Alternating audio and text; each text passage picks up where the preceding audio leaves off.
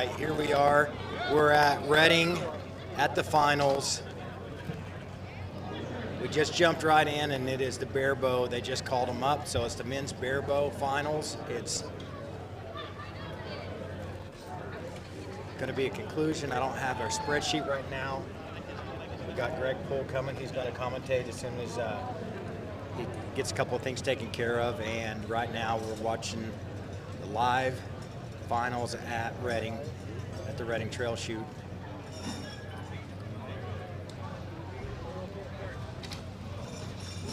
Oh, yeah. So we got a good one there. Congratulations, John Winker. So John Winkard won that, so that was awesome. For third place. So that was a tie for third place. So that put him in the money. That's awesome.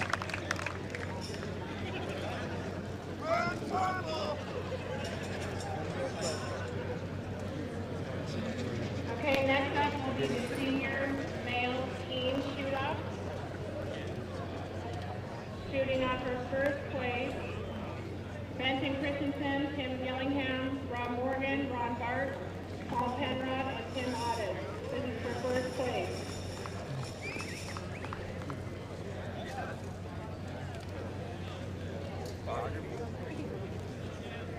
So this is first place for teams. Senior freestyle.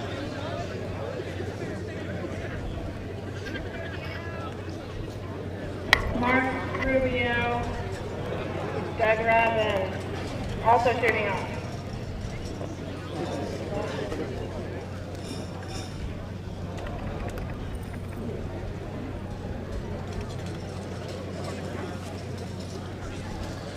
It's the Pro Division Senior Male Freestyle.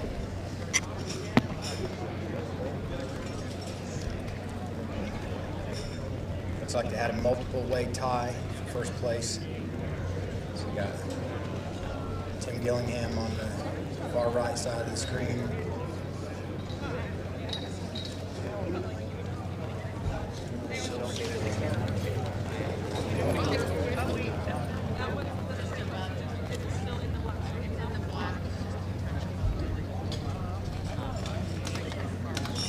All right, Mark Rubio got the first arrow off. All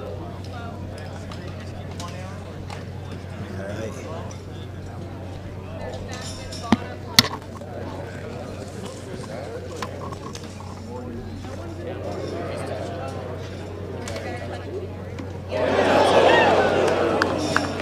And that arrow was pretty DC, so that's going to be hard to lick that.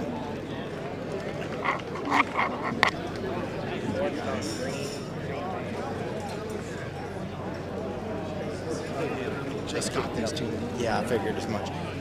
All right, so we got Greg Poole with us. Yo, yo, we are in the house finally. All right. They just did the bear bows, and then the pro senior freestyle just got shot right now. So let's take a look at the where's my spotting scope at? So they're down there measuring right now. Randy Tucker is checking the arrows down there. Obviously, it looks like we got some that are pretty darn close. The winner of that round was Paul Penrod and Tim Otis. Penrod and Otis for the win.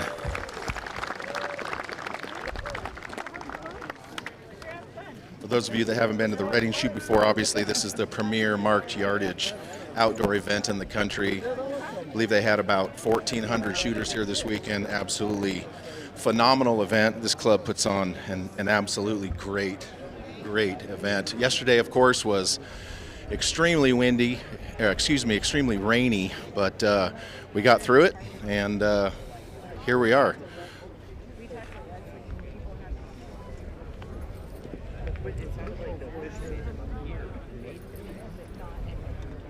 Getting this tripod set up right now. There will be, of course, ties past the initial spots that are getting paid, but basically what will happen is they shot off for the top spots here. But if there's a tie beyond what they're shooting off, they will collect those funds and then split it evenly between those teams. And there is definitely an arrow down there, almost on the scribe. So, all right, we're going to let Joe here talk a little bit about this Archery Northwest thing and kind of what he has going on. Joe obviously is the owner of Archery World, but he has taken it upon himself to launch this Archery Northwest YouTube channel and kind of use that to promote the sport, not just in the Pacific Northwest, but everywhere. Tell us a little bit about that, Joe. Archery Northwest, what we did is we rebranded our YouTube channel, which was Archery World, and we made it Archery Northwest because we want to talk about all the shops and local events that are happening in the Northwest. That's where we have our locations as well. We got 4 shops. Senior individual shoot-off for 6th place. Mark Rubio, Rob Morgan, and John Bradley. And we're in here right now, so we're going to post a ton of footage of different events in the Northwest. We're also going to do a lot of consumer report type videos that talk about all the different products that are on the market, not favoring one over the other, just unbiased reviews on everything, you know, brake test, this test, everything you want test. Right. Well, and I mean, that's something that in archery is, I mean, look, let's just keep it real, Joe. If you see, generally speaking, if you see a review on the internet right now, it's been paid for. Well, that's one of the things that motivated me to do this. We've had our shop for 25 years, and this is sound like for individual for 6 Yeah, months. this is individual senior right here. Mark Rubio just let down. Spot. That's a 6 o'clock X and about 4.5 inches out the top. All right, and Mark Rubio's last shooter. Getting ready to draw back. Mark's no slouch either. Absolutely not. He's a great shooter.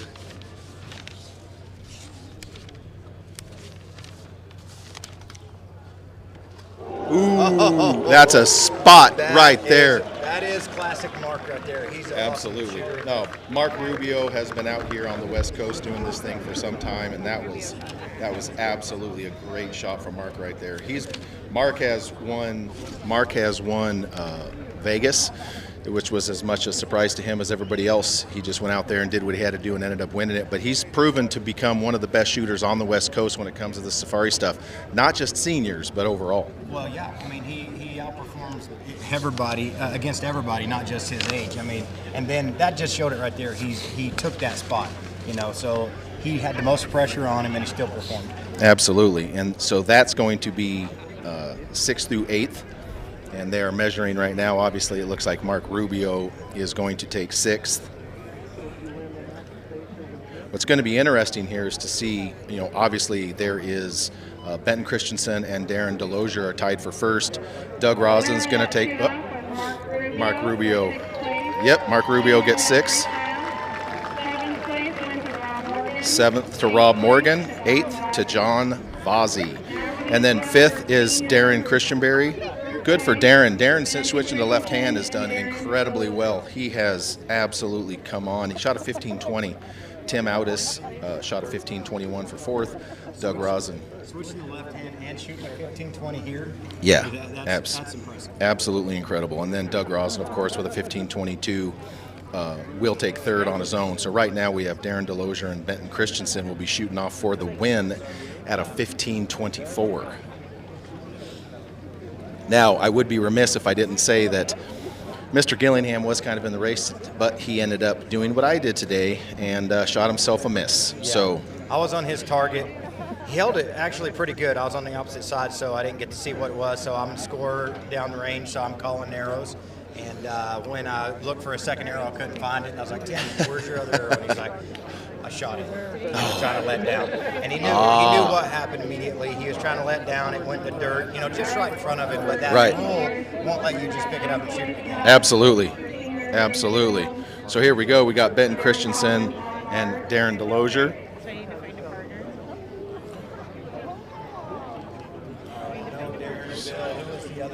So right now they actually are going to be shooting off for 9th. So this is for 9th, 10th, and 11th.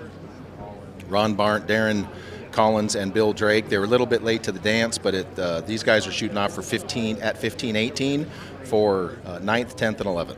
All right. So here we go. Darren Darren Collins first to full draw.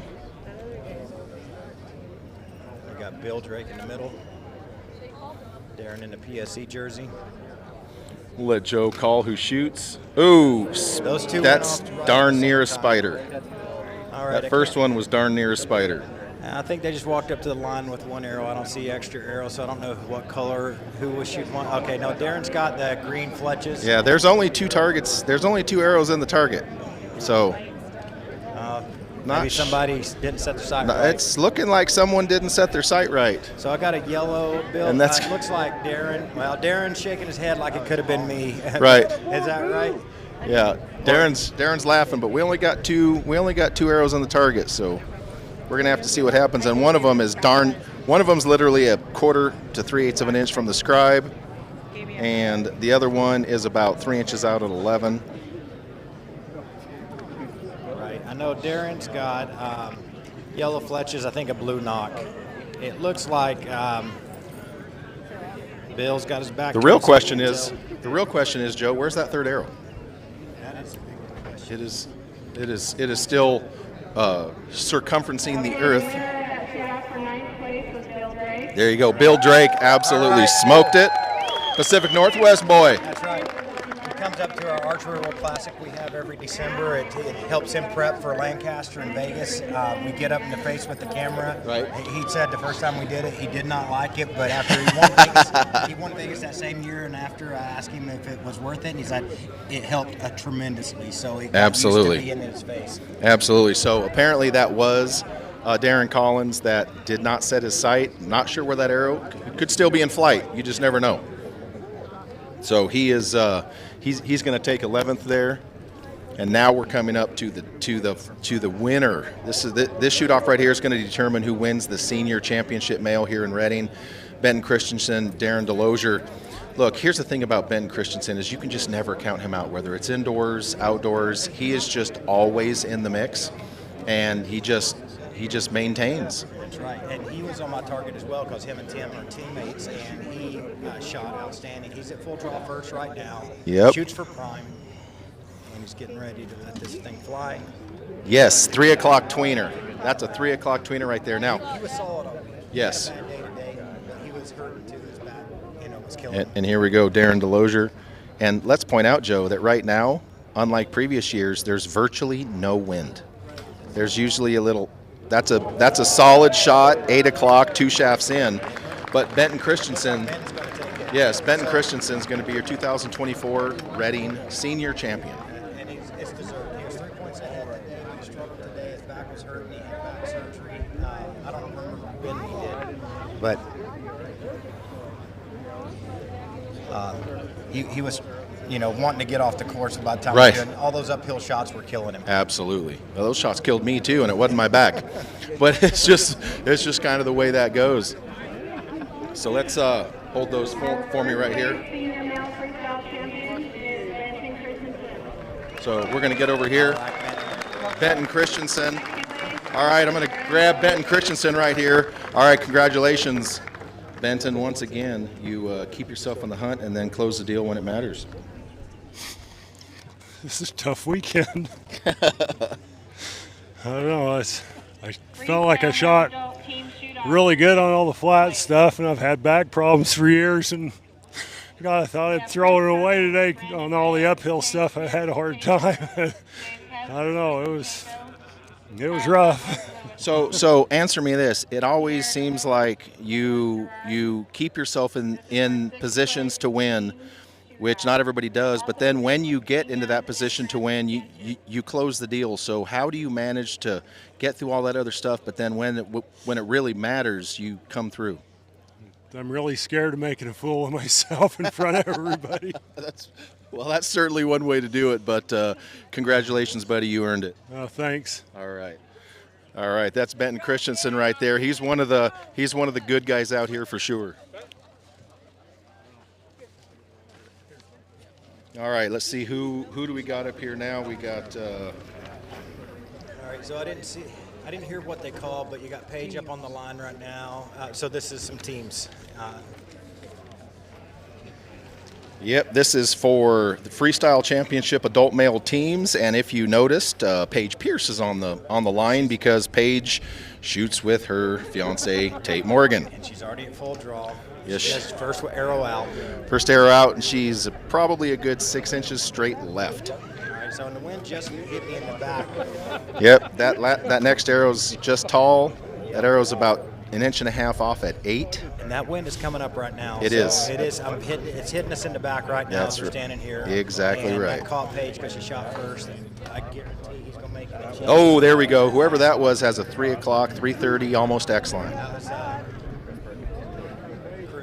Chris Perkins, which doesn't surprise me. And his arrow, if you guys can see on there, his arrow is knock left. So that wind is definitely coming up from our right to left, which is took note of what just happened. Which is opposite of normal. Yeah. Normally the wind's kind of coming down across.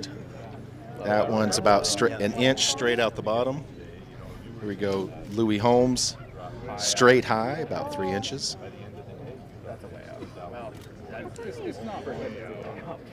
We got Tate Morgan. He's about 5 inches low right. That arrow's about 1.5 inches out at 5. 4 o'clock, couldn't tell who that was. So here we go, last guy up right now.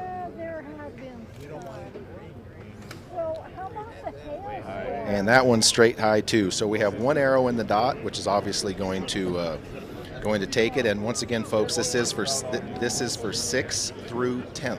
All right, so you got Kit up right now, he's the Northwest guy right now. Yep. You also got the Frenchman here do. too. So you got Nico and PJ. I shot with them this weekend, and they shot outstanding. So. Well, this is Nico's first time here. Yeah, we asked him right away, "Are you going to come back?" And he just shook his head, laughing, saying, "Yeah." You know, I think he Oh, shot. there we go. Tweener at 9. Yeah. Not closer than that first arrow though. All right. So you got. That was Nico Kit. right now at full draw. Yellow sunglasses upside down on his hat. That's him. PJ. That's him. So good shot by Kit though. He's about 2 shafts in it. That arrow's about 5 inches off at 11.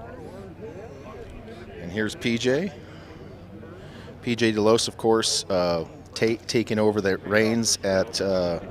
That one's about 1 inch off at 8. PJ, of course, taking over the reins there at Arc Systems over in France. Yep, and selling stabilizers. They We make just all talked to him kinds of about stuff. that. I mean, you got stabilizers, V-bars, extendable stabilizers, you know, Right. from 20, I think he said 26 to 32 inches, something like that. Right. Something that we're looking at bringing in a shop too. We don't have a huge target world as far as that goes right now, but we're Right. trying to grow that. But the quality of that gear is Well, outstanding. I'll tell you something about that stabilizer. The telescoping stabilizers have been done before, but what PJ did, what Arc Systems did with that is they used a higher modulus carbon on the smaller part that actually telescopes, because that's the part where the rigidity problems come into play. So that particular telescoping stabilizer is going to be much more effective than any telescoping stabilizer we've ever had on the market.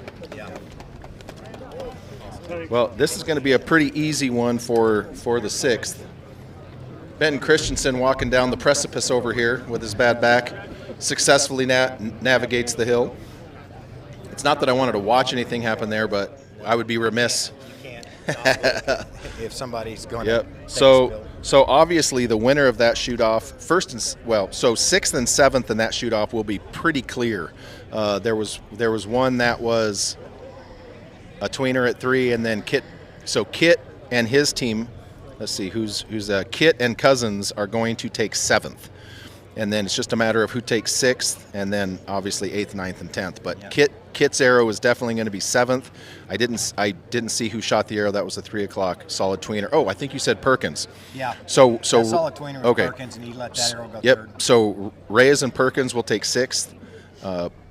Kit and Cousins will take 7th, and then it's just a matter of Randy Tucker down there measuring to see what the rest of the folks look like. While you're here, by the way, if you're watching this via the Bow Junkie League link that sent you to the Archery Northwest YouTube channel, be sure to give a subscribe. Hit that subscribe button. Hopefully the share button if you're watching via Facebook onto the YouTube channel, but be sure to hit subscribe and follow what Archery Northwest is doing. Obviously, with the association with Archery World, that is the shop, multiple shops, of course, but Archery Northwest is what Joe and the team are doing kind of as a service to the industry to kind of promote I mean, obviously we're here in Rating. This is the big national event, but what you guys are doing is really also focusing on the regional stuff, the local stuff, and what other archery shops are doing. And so my question for you is this: for a lot of people, they're going to say that's promoting the competition. Well, in a way it is. All we want is healthy pro shops all over the area. We don't care for the box stores, the basement shops, so we're pretty prejudiced to try to keep the small business going, right? So Right. I'm going to be that way until we die, I guess, even if we're not involved. So we moved to when I moved to the West Coast, I expected to do this until I died. So we got 4 shops now. We moved out of the area of where we live into Idaho, and there's multiple shops that are great shops, and we just want people to know, if you live in certain areas, and we're going to try, this is a big project for us. This is going to take months and months, if not years, to kind of get to the next level and what we want to do.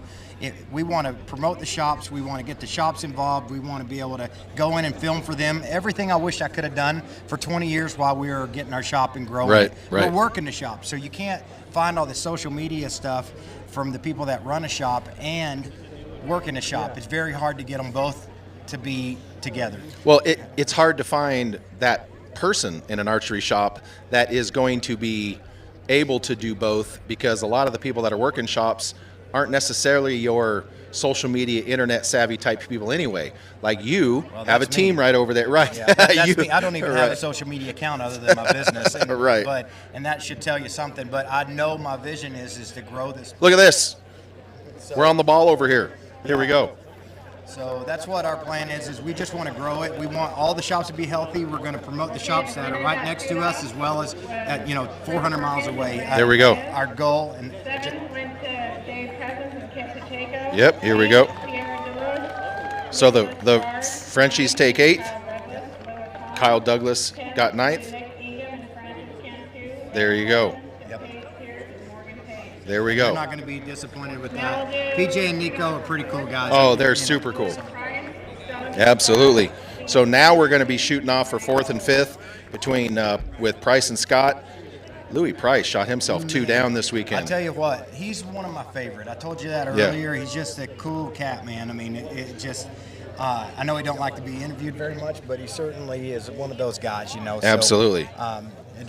He's talked me off the ledge at Lancaster before. We've shot together, and he's like, "Listen, here's what you do." Right. And it walked me through my process when I thought it was all going to fall apart. So Yep. I appreciate all that support. Here we go. So we could call this the 4th and 5th Hoyt shootout, because Price and Scott both shooting Hoyts, and of course Anderson and Gold. Brian Gold is the head engineer over at Hoyt.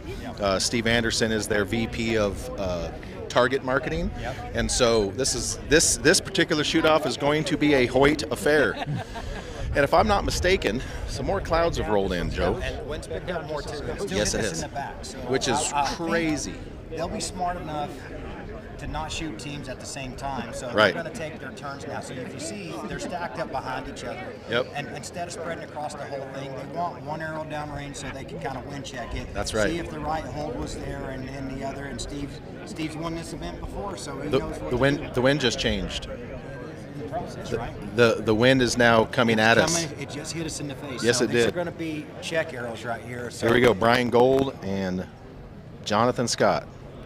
That arrow's about 4 inches off at 8. That was Brian Gold.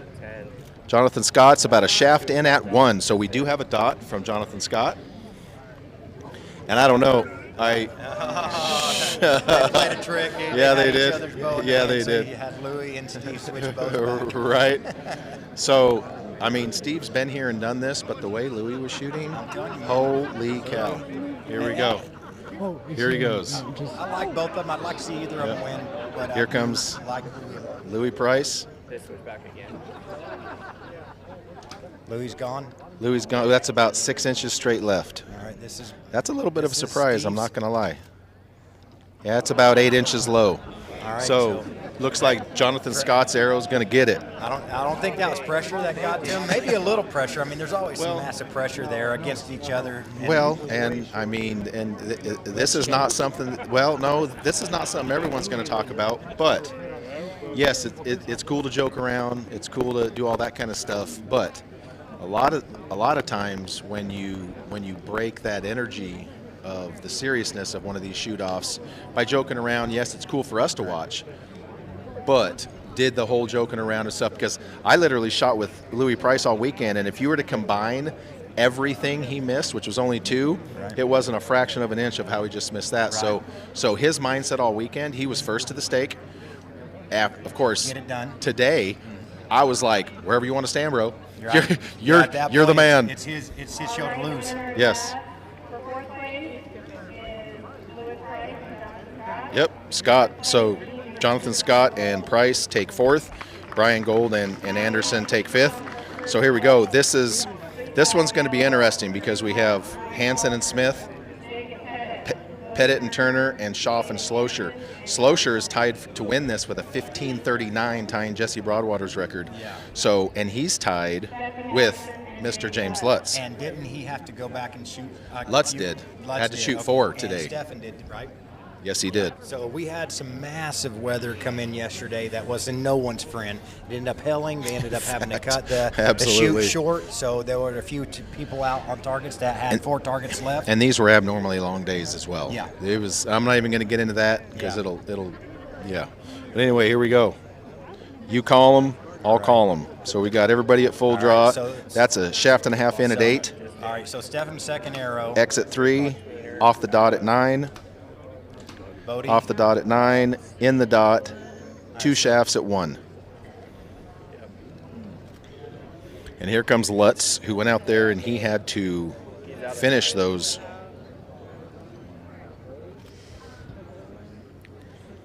All right, you got Chris at full draw right Yep. now. There we go. Chris Schaff. And now Lutz. Chris is- Schaff shoots a nice shot. That's a darn near an X at 8. That is probably going to be the closest to center so far. And Lutz. And that shot is just off of Chris Schaff's arrow, so that's going to be a solid tweener at 8.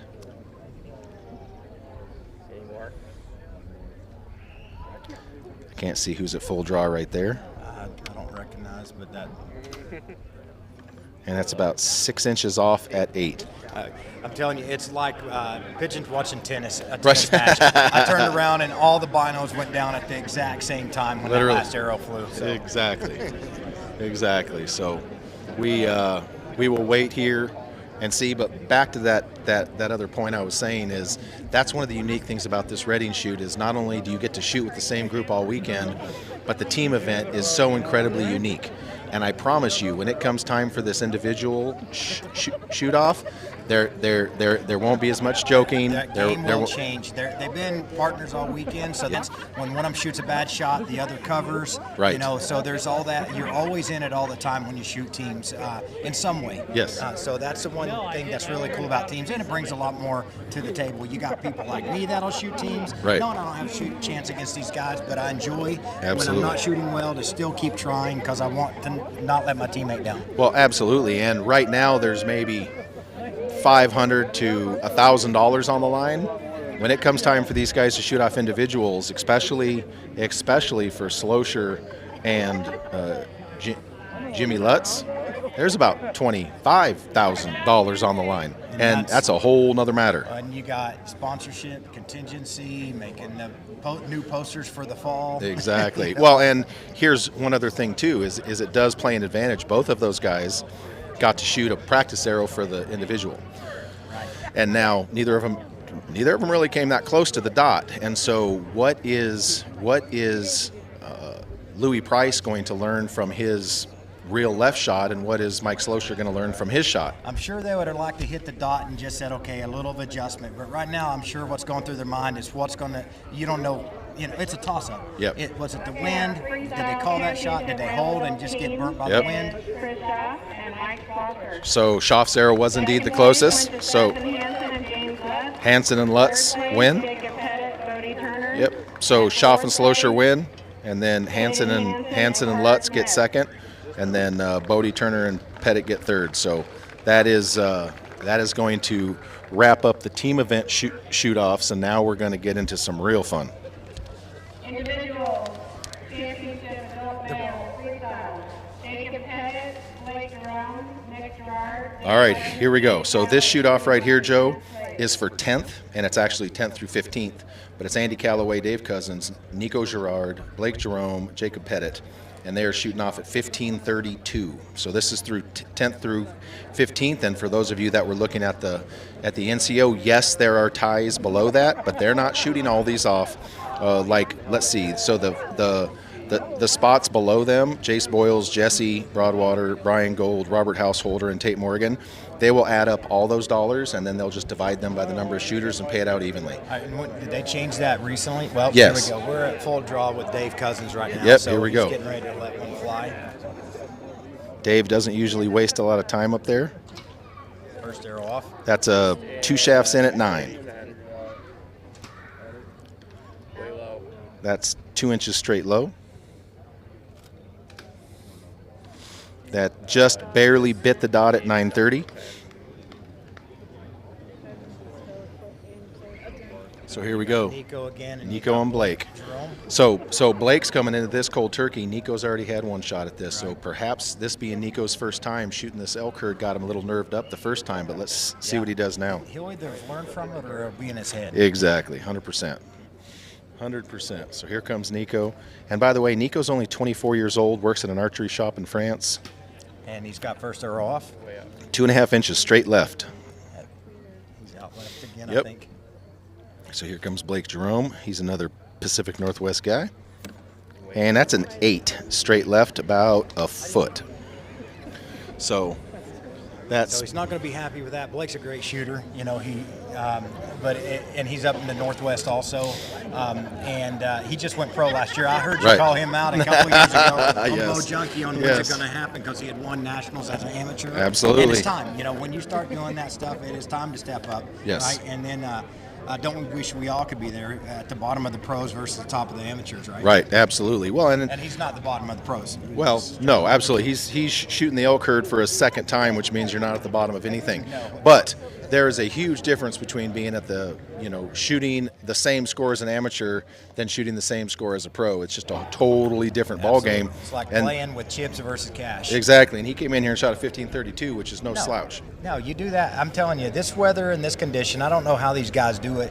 You know, I struggle through it, and my grip was slipping. I'm cutting it off halfway through it. They just got all that figured out because they got so many more arrows downrange and all those conditions. So those guys just know how to deal with it mentally better than most, and they know how their equipment performs in those conditions, so they make an adjustment before the shot. That's right. That's right. And so we're starting to get a little bit more wind here. It's coming straight on now. As before, it was coming kind of right to left up the hill. Then it shifted a little bit and came left to right. But right now, it's literally blowing straight at us. And this is starting to feel like that classic. So it starts to swoop down from the west to the southeast, and that's the normal movement from the wind here. And you usually are trying to favor at 9, That's right. at 9 o'clock and hopefully not get blown out. That's that right. Could have really messed up some of the shooters earlier because they know that. Yep.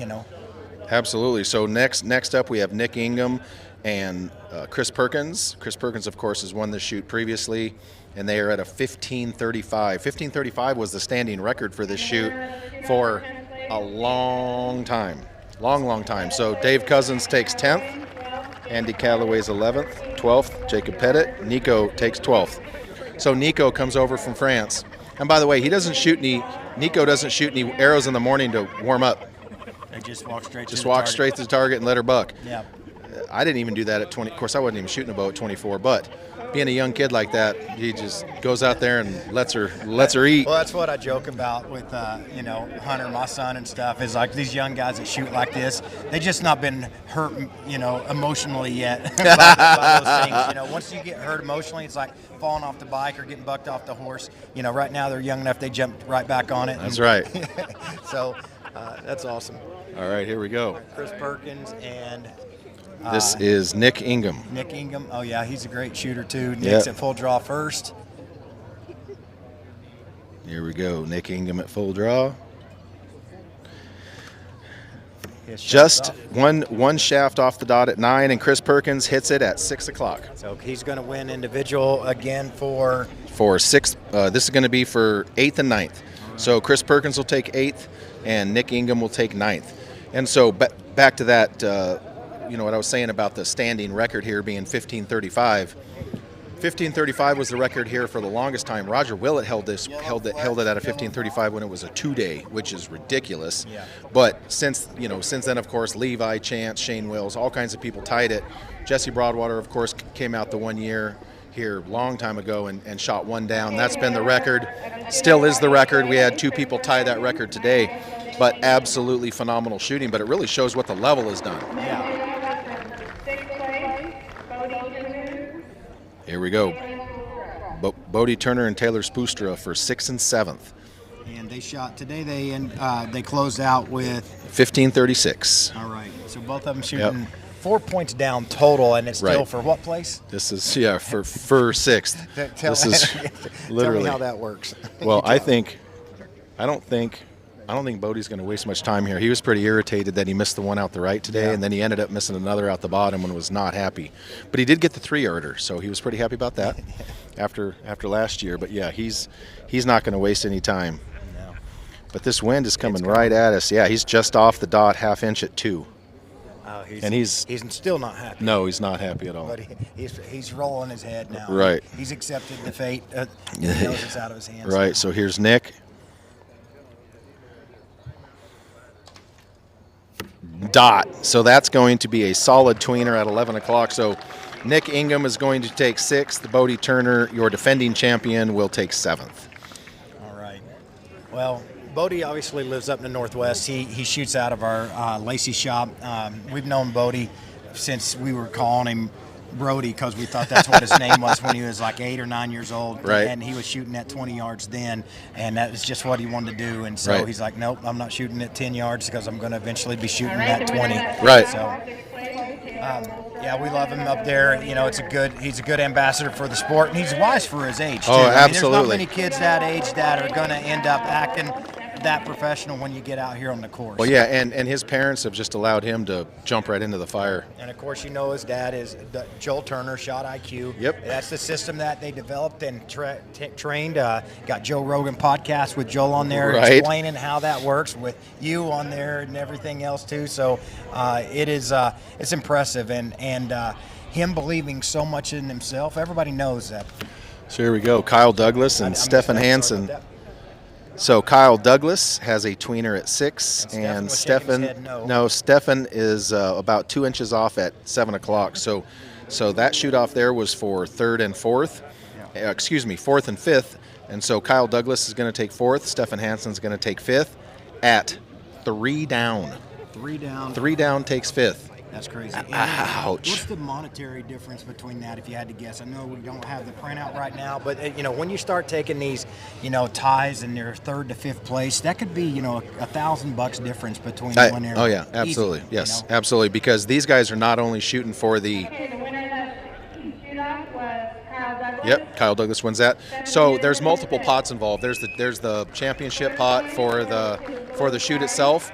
Then you have the NFAA pro pot, and then you have the other monies that are involved if there's any team money. So yeah, it could definitely be 4-figure difference right here. But here we go. So Louis Price takes 3rd all on his own at 15:38. And now they are not wasting any time. This is for the win. It's coming up right now. And it's James Lutz and Mike Slosher. They both got it off. Oh, and so we have the orange and blue 6 o'clock X. Orange and blue is James Lutz. all right. So Jimmy Lutz is your 2024 NFAA men's champion. That is absolutely phenomenal. crazy. Well, and this was not considered to be his game there for a little while, and so he made a draw length change this year for indoors that helped him out a ton. So I'm going to be curious to chat with him real quick and see what he if he's maintained that draw length change.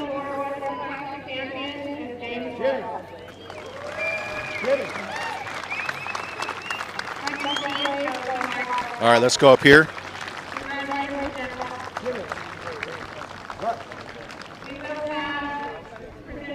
All right, he's going to come down here, and he's going to come down here in just a minute. But we will we will get a quick chit chat with James Lutz and figure out what else he's had going on, so we can go ahead and get me framed up right here.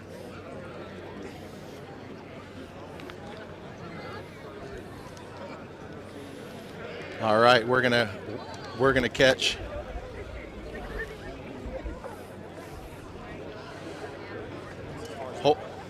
Holy crap, my friend!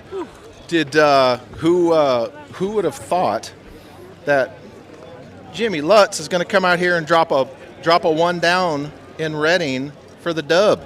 Not me. No, not me. No. This is. I mean, it's just a fun shoot. You know, I come out here to hang out with friends and have fun.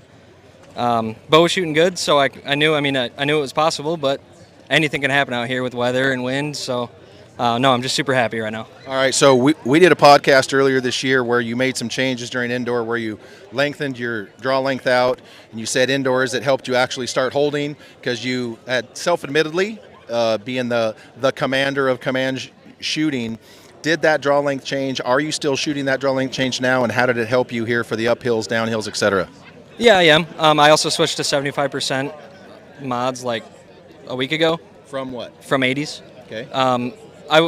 I mean, it definitely helped me here, but it definitely, I mean, I had to make sure I was staying in the back wall with that draw length and mods. But no, I really didn't notice it unless it was a really uphill target. But no, I just had to keep focused and stay buckled down on it. Okay, so one career question, and then I'll let you go start the celebration here.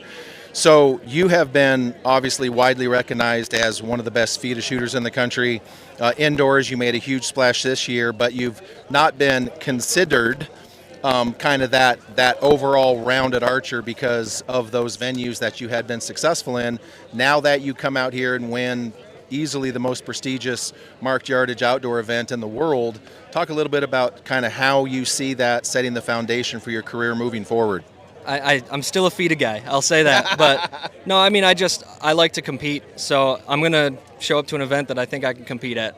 I had a good indoor season. FIDA's been going well. This is just, you know, I never really expected that I would win Reading, but I mean, I'm here. It happened. Let's go. All right. So actually, one last thing now that it crosses my mind, you had to go out and shoot 4 more targets at the end of the day today. Some folks just don't get it. Anyway, so you had to actually go out and shoot 4 more targets at the end of today. So explain to everybody what happened yesterday that precipitated what you had to do today. Yeah, we had 4 targets to go and had hail and lightning come in, so we had to call it a day. Didn't really bother me, but I had to finish on Bigfoot. So I've never hit Bigfoot before until this year. So, and obviously I knew Mike was one down, and going into it, I just shot the 2-vein arrow, and we were good. But all right, well, before everybody starts emailing asking what the 2-vein arrow thing's about, explain. I can't clear my housing, so I have to take the top vein off. There you go. All right, brother. Congratulations, and keep up the great work. Thank you. Appreciate it. All right, Joe. That's as good as it gets right there. You know, we have a guy that, you know, is still a self-proclaimed FIDA guy, but to be able to come in here to Reading and shoot 1 down is ridiculous, especially with the stress of having to come in and end on Bigfoot. Are you serious right now? Yeah, one, that was it. And the 2, so he got a 90-degree fletch, right? So it's not just tearing the fletch off. Right. You're talking about 2 fletches, one on either side of the arrow to clear. That's been done before too, and it works. Oh yeah, absolutely. I can't clear my fletch. I shoot a fall away. He must shoot a blade. Yes. And when you shoot a fall away, you just flip the arrow upside down and you can clear it typically. Right. That's what I do because I run a lower peep. So that's where that comes from typically. Absolutely, absolutely. Well, hey everybody, we appreciate you tuning in. Make sure to hit the subscribe button if you're on the Archery Northwest YouTube page. Obviously, you can head over and give Archery World on their Facebook page a like. They're kind of the same entity, but they're doing totally different projects. So huge props to you, Joe, for actually, you know, starting the Archery Northwest project to actually go out and help promote other shops, even if it's a competitor, because that's what we need to do to grow the sport. Well, I appreciate it, and my hat's off to you for taking the time to do this with us. You got Bow Junkie. We know that's a big handful to begin with. We appreciate you jumping in on this project after we talked to you about it, and you saw the vision that we have, just trying to grow the sport through shops. Absolutely. So we appreciate it, Greg. So all right. Thanks a lot, buddy. All right, that's going to be it, everybody. Thanks for tuning in. 2024 Reading at the Straight Arrow Bowhunters NFAA 3D Mark Nationals is a wrap. There you go, my man. All right. Thank you, man. Yeah, of course. Yeah, we'll get. What we'll do is this.